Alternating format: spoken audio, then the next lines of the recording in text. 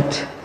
But yes, of course, we are looking for alternative like renewable energy, solar panel, and other, how to continue our progress that we are looking forward.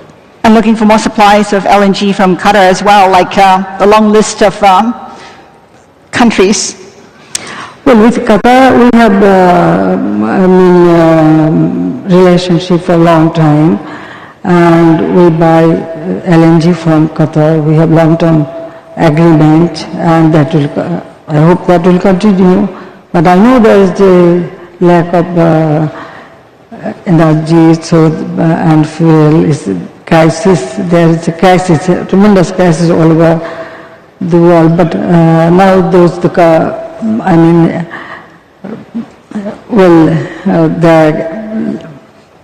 oil price, oil producing country, there is a tremendous demand. It is true, but because we have already long-term agreement, so it will continue. I am very much hopeful.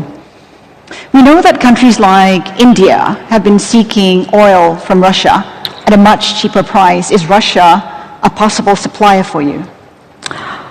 From Russia we never bought oil, but might you consider?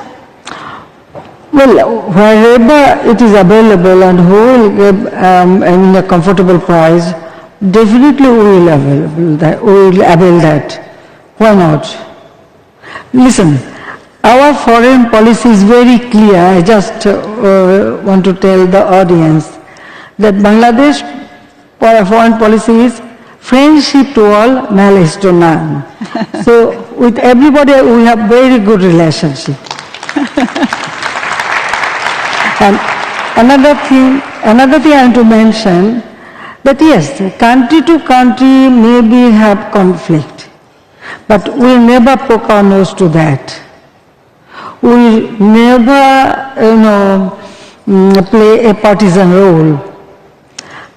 We need to develop our country. We need to fulfill our people's demand. We need to develop country so that our people get a better life, a developed life. And we have a targeted plan. Now, we just recently graduated from LDC. In 2026, we will start that as a developing country, we will start our program. Yes, 2030 SDG, we already have taken many programs to fulfill the SDG, UNG program. And I am very much confident that yes, we can do it, we will do it, yes. Side by side, we have our own program. Like 2041, we want to develop our country as a developed country and a smart country, because the ICT digital device and technology, we started training our people, we are working. So for our development and for the cause of our people, for giving a better life for our people, we are ready to avail everything from where it is possible. Prime Minister, I want to touch on the upcoming elections, which need to be held by January 2024. You've been in power for, I think, about 14 years now. How much more longer do you think you'll be in power? As long as my people want me, because I'm working for people. I'm working for people, you see. You know, my father had a dream. He wanted to give these people a better life. So this is my aim. That our people should not suffer from hunger, suffer from malnutrition, suffer from lack of housing or education or healthcare. So I want to ensure, already we have done, in our humble way, at least their basic need within these 14.5 years. Now we are able to fulfill their basic needs. Our poverty level, it was 41%, 41.5% in 2006. Now, the 2022, we reduced it to 18.7%. Our extreme poverty level, it was 25.5%. Now we reduced to 5.6%. And I hope within 2-3 years there will be no extreme poverty. But countries like the US have come out to say they would like to see a freer and fairer election, and the opposition has come out to say that as long as you're in power, they're unlikely to be part of the election process. How is it going to be freer, fairer, and more participatory?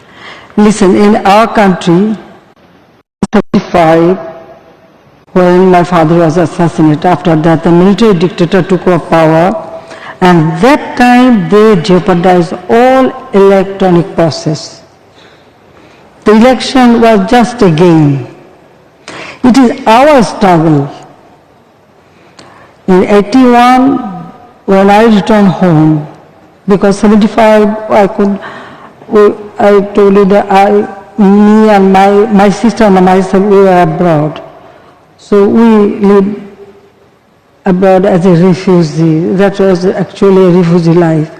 But in 1981, when my party, Bangladesh Awami League, elected me as the president of the party in my absence here when I returned home. Since then, we started struggling for democracy, for people's voting right, people's right to vote. That means that they should have right to exercise their adult franchise. So it is our struggle to ensure free, fair election, and I did it. During our time, every election, yes, some opposition may raise the question, but the opposition position, at present, the main opposition, that party was constituted by a military dictator. They first capture power, then they form this party. In 2008 election, nobody could raise any question about the election, but that election, what was the result? Now this party, who is raising this point, that party get only 29 seats out of 300 seats in our parliament. So this party, they had 20 party alliance, so they get only 29 seats. So I am here to ensure our people's voting right, because people should decide who will run the country. It is people's power. So I want to ensure people's power. I am here not to grab power. Rather, I want to power our people that they should have the right to choose their government. So under our government, definitely election will be free and fair. Why not? Now, some parties said they will not participate. How they can participate? Because during their time, countries suffered a lot. Our people suffered. That time, the terrorist activities increased. Every year there was a corruption, nepotism, so exploitation. They never bother for people. It was very difficult for our people to get one meal per day. That was their situation. When my party came back to power, since then we ensure everything for our people. So now, election, it is people's right. What we have done, now people understand that. If they vote for us, I am here. If they don't, okay, fine. Now, during our time, there are many by-elections, local elections. You can see who is creating problem. We're not. But every election, some incident may take place. Now, you mentioned about the US. So now you just think about the US president election. Mr. Trump still didn't accept the result. What they can say now? So, already we ask everybody, whoever want to send, even if they want to send observer, they can do it. So I can tell you that I am here to ensure my people's democratic right, voting right, and it is our struggle. And through my struggle, so many times I face the odd situation you cannot imagine. Yes, I survived. I don't know, Allah has given me, maybe Allah has given me some job to do. Till that time, I know I am here because I lost all my family member. I cannot forget that. Even I didn't get justice. So I am here to serve my country, my people, that they should live a better life, a prosperous life. Bangladesh, we liberated, so Bangladesh would be a developed country. That is my aim. So why I should, try to jeopardize people's rights? What we have established. So they should think about it. So definitely election will be free and fair. And now, well, the party, I told you, there's a military ruler, they constitute those party, or the war criminals party, or the killers of our parents' party. They may not feel comfortable, but other people, there are many other parties.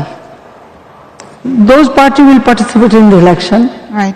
Yeah, so I don't understand why they raise this question time and again. On that note, we have to end the conversation. Prime Minister, we thank you so much for your time today. Thank you, ma'am. Thank you very much. Thank you. Thank you.